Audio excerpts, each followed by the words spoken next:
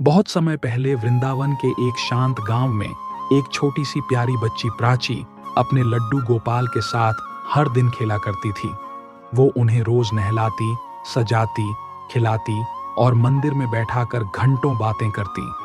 प्राची के लड्डू गोपाल सिर्फ मूर्ति नहीं थे, वो उसके सबसे प्यारे मित्र थे। एक सुंदर सवेरे प्राची अपने बगीचे में गोपाल को झूले पर बैठाकर भजन गा रही थी। तभी अचानक एक मोर आया और झूले के पास बैठ गया। मोर शांत था, उसकी आंखों में गहरा दर्द था। प्राची को लगा कि ये मोर भूखा है। उसने लड्डू गोपाल के लिए रखा माखन मिश्री मोर के सामने रख दिया। मोर ने धीरे धीरे खा लिया। उसी शाम मोर फिर आया और फिर अगले दिन भी।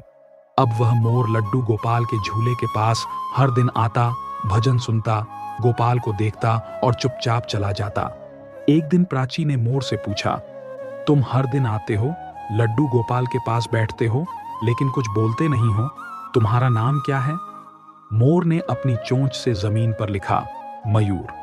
प्राची चौंक गई। ये कोई सामान्य मोर नहीं था, ये तो मानो कुछ जानता था, समझता था। मयूर ने मन ही मन कहना शुरू किया, मैं कभी श्री कृष्ण के साथ वृंदावन में नाचता था। रासलीला की रातों में जब गोपियां राधा संग झूमती थीं, मैं पीछे से उनकी लय में पंख फैलाकर नाचता था। लेकिन एक दिन अहंकार ने मुझे घेर लिया। मैंने सोचा कि मेरी सुंदरता ही मुझे श्री कृष्ण के सबसे करीब ले जाती है। भगवान ने मेरी परीक्षा ली और मैं उसमें असफल हुआ। तब से मुझे श्राप मिला, मैं वृंदावन में रहूंगा लेकिन श्री कृष्ण से दूर रहूंगा। मयूर ने कहा, जब मैंने तुम्हारे लड्डू गोपाल को देखा, मुझे लगा जैसे वही मेरे कान्हा हैं। मैं हर दिन आता हूं, शायद वो एक दिन मुझे क्षमा करें। प्राची की आंखें भर आईं।